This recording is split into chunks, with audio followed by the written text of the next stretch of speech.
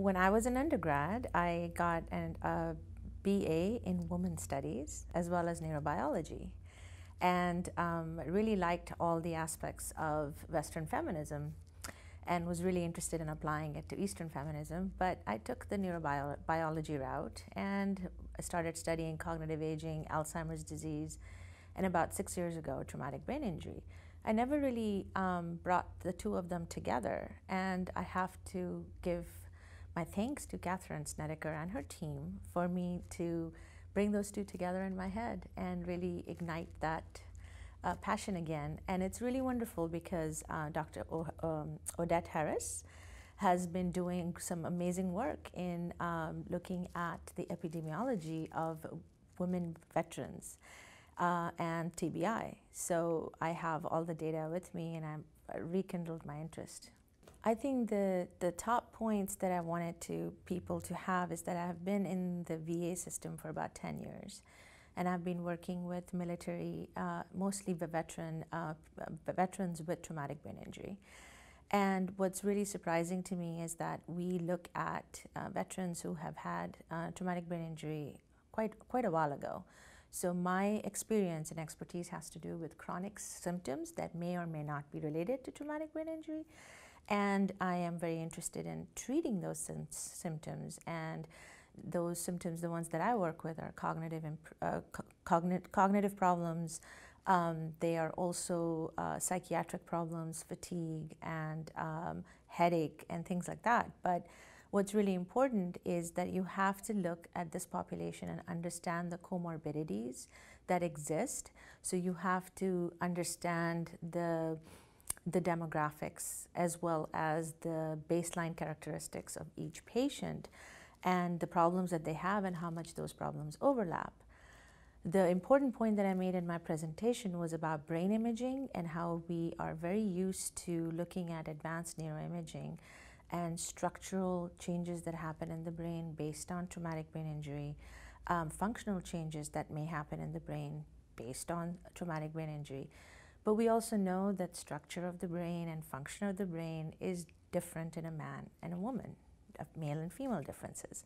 So I think it's really important for us to understand those baseline characteristics and use our neuroimaging data with those male and female differences so that we can apply them equally to both male and female in the population.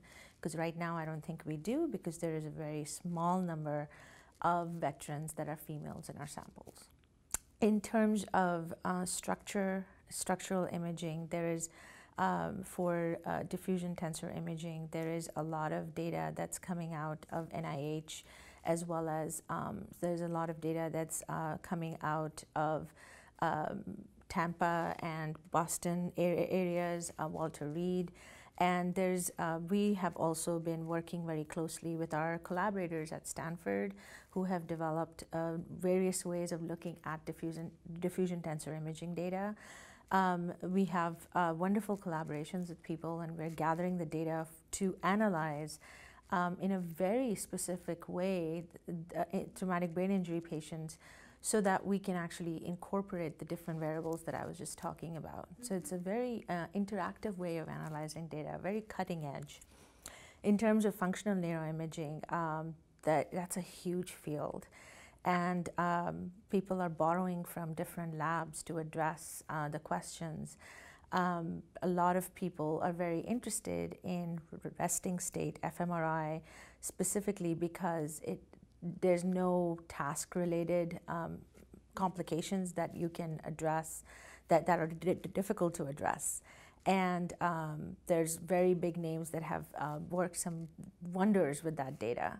And again, our affinity with Stanford really stands out, and the entire network of the Defense and Veterans Brain Injury Center, it's about 18 centers nationally, and the site PIs as well as the research directors on all those sites, they provide intense support and are very, very knowledgeable in these fields.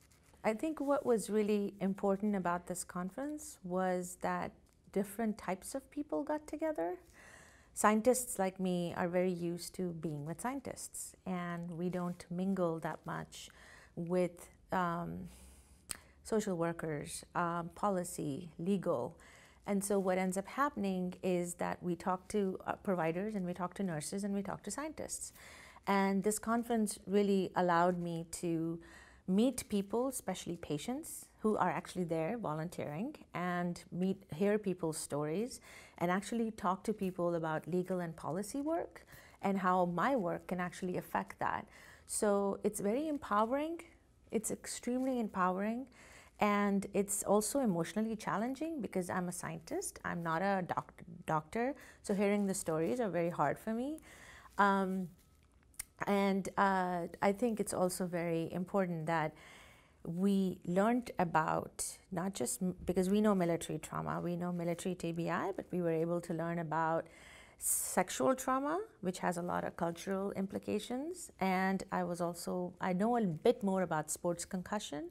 We had some famous speakers, and sports concussion is also very important for all the mothers and fathers out there, because we have our sons and daughters. And so it made me think about, gymnastics and color guard and cheerleading. And so it was definitely a treat for me. So that's a wrap. Thank you. Thank you. That was great. You nailed it. That last comment. Yeah, the more you talk